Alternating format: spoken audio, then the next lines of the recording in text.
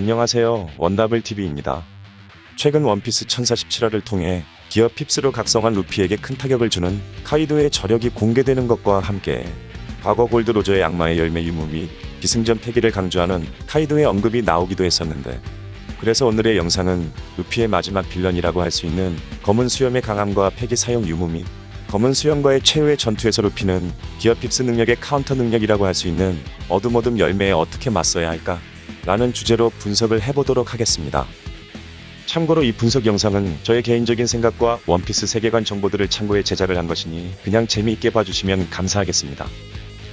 분석의 시작으로 원피스 세계관에서 존재하는 패기 능력에 대해서 간략하게 얘기를 해보자면, 패기라는 능력의 힘은 모든 인간의 내면에 잠재된 의지의 힘으로써 선천적으로 타고나거나 전투에서 받은 충격으로 갑자기 각성하거나 하면서 견문색 패기, 무장색 패기, 해왕색 패기 등의 세 가지로 나뉘고 있었지만, 대부분의 인간은 각 차질의 우열에 따라 자신이 능한 패기로 힘이 쏠리게 된다고 하는데, 특히나 견문색 패기는 상대의 기척을 한층 더 강하게 느끼는 패기로서 견문색을 향상시키면 시야에 들어오지 않는 적의 위치와 숫자 및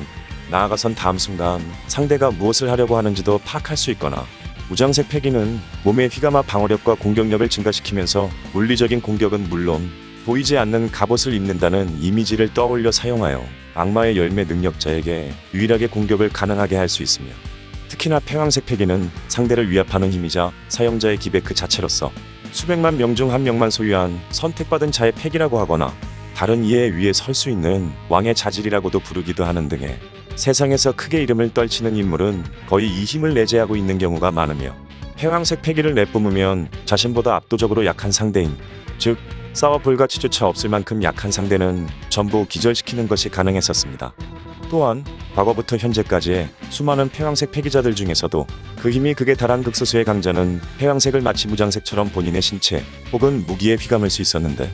만약 패왕색을 휘감으면 외부로 흘러나오는 패기가 검붉은 번개처럼 일렁이면서 서로 부딪히면 맞닿지 않아도 하늘이 갈라질 정도의 엄청난 충격파가 발생할 수 있으며, 그에 따라 최근에는 루피 역시 와노쿠니의 효고로 두목을 통해 무장색 유호를 습득하면서도 패왕색을 휘감는 것을 습득하여 카이도에게 큰 타격을 줄 수 있을 정도로 파워업한 모습을 보여주기도 했었습니다.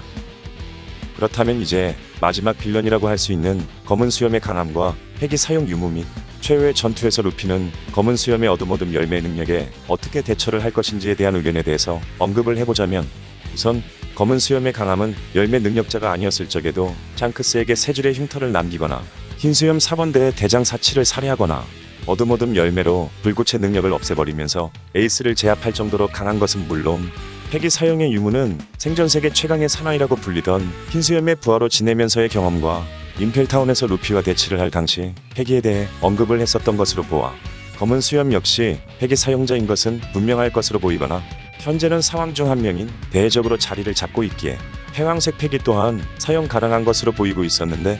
여기에 더해서 악마의 열매 역사상 가장 흉악하다고 알려지면서 자연계 중에서도 가장 이질적인 능력을 가지고 있다고 하는 어둠 열매의 능력과 초인계 악마의 열매이자 초인계 중에서 최강이라고 일컬어지고 있으면서도 세계를 멸할 힘을 가진다고 불리는 악마의 열매인 흔들흔들 열매의 능력 또한 보유하고 있기에 현재의 검은 수염의 강함은 사왕의 자리에 어울린다고 할 수 있었으며, 그에 따라 결국 먼 훗날 루피와의 최후의 전투에서 검은 수염은 루피를 위협하는 강함과 기어 핍스 능력의 카운터 격의 능력을 보여줄 것으로 예상을 해볼 수 있을 것 같았습니다.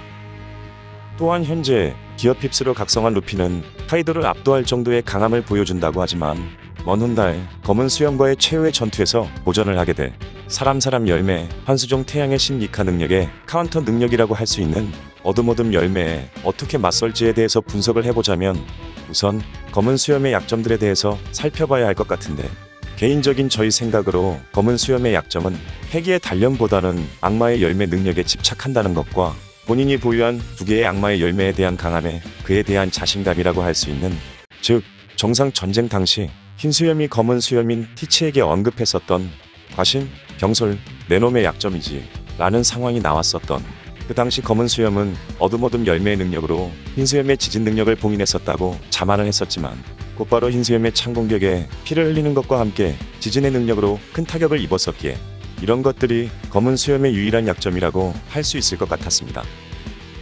특히나 검은 수염은 어둠어둠 열매의 능력과 흔들흔들 열매의 능력을 동시에 사용하는 것과 함께 2부에 들어서는 능력자 사냥을 하면서 본인의 해적단 간부들에게 능력을 심어주거나 하는 등의 악마의 열매의 힘에 집착하는 듯한 모습을 보이거나, 현재는 사왕의 한 명으로서 자리로 오른 상태이기에 흰수염이 언급했었던 약점인 과신과 경솔이 더욱더 높아졌을 것이기에 먼 훗날 루피는 최후의 전투에서 검은 수염과 대치를 하게 되면 검은 수염의 약점을 파악해 전투를 진행해야 할 텐데, 아마도 이때 검은 수염은 어둠어둠 열매의 능력으로 루피의 능력을 봉인하면서 흔들흔들 열매의 능력으로 공격을 할 것이고, 이에 대항하는 루피는 무장색 요이자 회황색을 휘감은 패기를 더욱더 단련하여 검은 수염에게 공격을 해야 할 것이며, 그렇다면 결국 최근 원피스 1047화를 통해 카이도가 언급했었던 패기만이 모든 것을 능가한다 라는 언급의 뜻처럼 기승전 패기라는 사실에도 맞아떨어진다고 할 수 있을 것 같았습니다.